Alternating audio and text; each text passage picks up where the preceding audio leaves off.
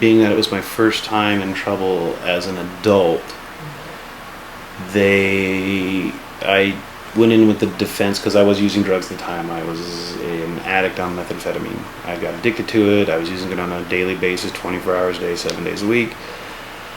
And I'd got in trouble for stealing a car because I was involved with a ring of people that do that. And so we do that to get money or just whatever. The dumbest thing, just a car to drive around because we were high out of our minds. It was making really poor decisions. And so I ended up getting arrested. And we pled the case saying that I was just doing this because I was a drug addict and was an adult. So they gave me a lot of leniency.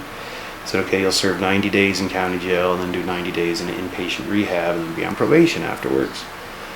And so I did that, went through the rehab, got through the rehab program, and got out of the rehab program, and I think I did good for maybe the first 3 or 4 months.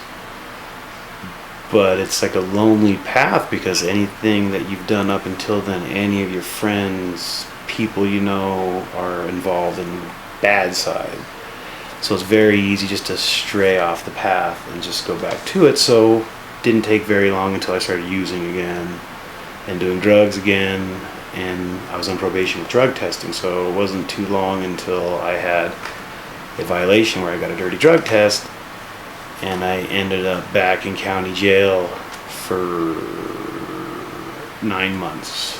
And then after the 9 months, I was released on house arrest, the electronic monitoring house arrest.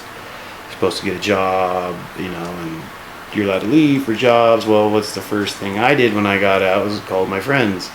We set up a fake job. They're all drug addicts. I'd leave through the day. I'd do drugs, run around, and be crazy.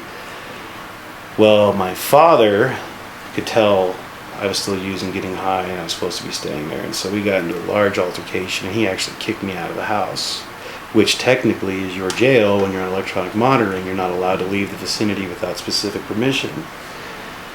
And so, not thinking rationally, saying, okay, my living situation got screwed up, and talking to the people and robbing it, I just decided to say, F you and F this, I'm high as a kite, and cut the bracelet off and started running the streets. And being that I was a methamphetamine addict, I took it upon myself to learn how to manufacture methamphetamine. I've met some people that were involved with that basically took me under their wing as an apprentice and taught me how to do it. And it wasn't too long until I got quite good at it, and I was manufacturing methamphetamine on a weekly basis. And I did that for probably 2 years quite successfully, bringing in large amounts of money, large amounts of drugs, and doing really well. And then my father knew that I was still wanted by authorities.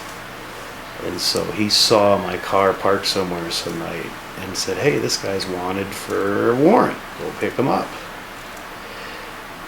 I don't think he knew that I had an entire meth lab in the trunk of my car, a large quantity of drugs, a large quantity of cash. And so when they arrested me, there was this huge onslaught of charges, and I was facing 7 years in prison.